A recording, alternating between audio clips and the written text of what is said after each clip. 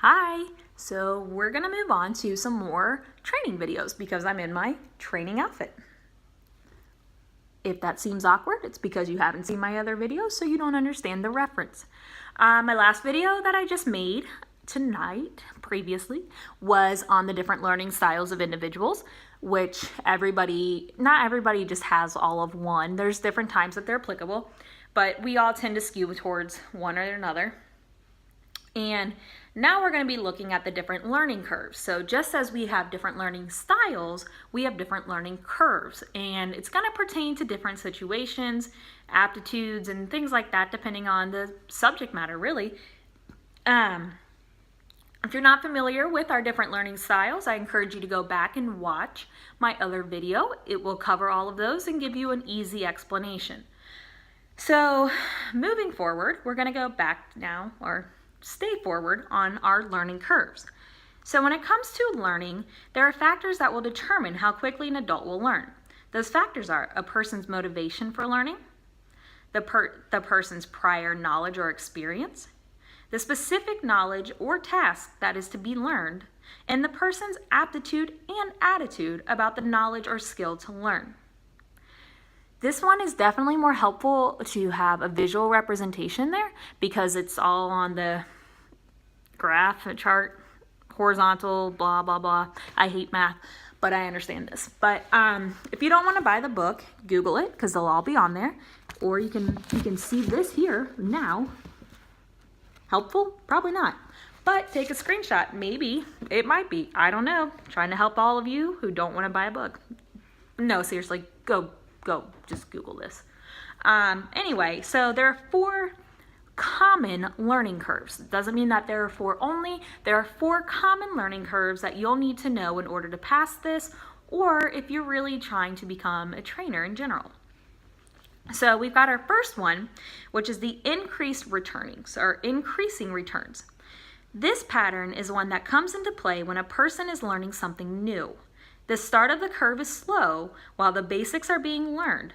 The learning increases and takes off as knowledge or skills are acquired.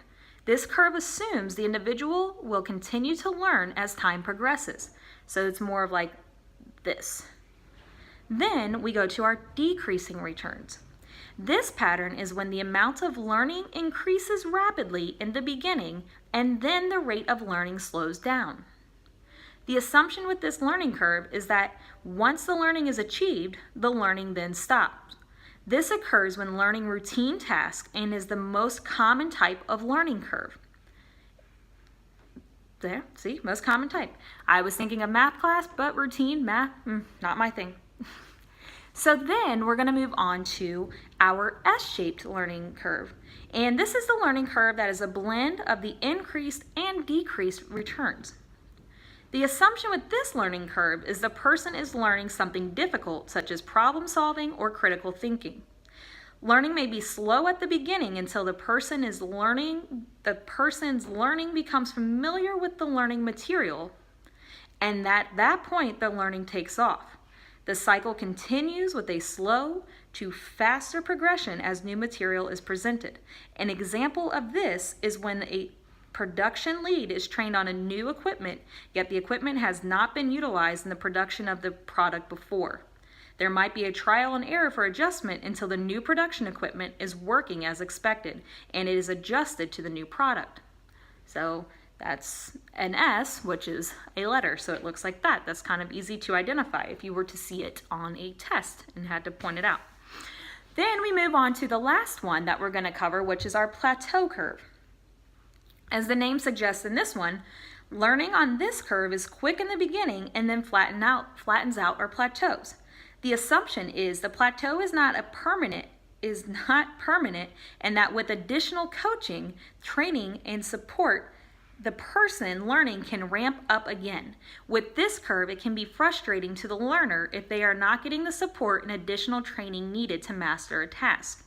An example of the plateau curve is a salesperson who has met quotas in the past, and when a new line of equipment is introduced into the product line, the salesperson is provided with minimal level of training and knowledge about it, but not enough training to answer all the questions of prospective customers. As you can see, that would be very frustrating for a salesperson that's trying to learn their new product that they're selling while also being able to educate.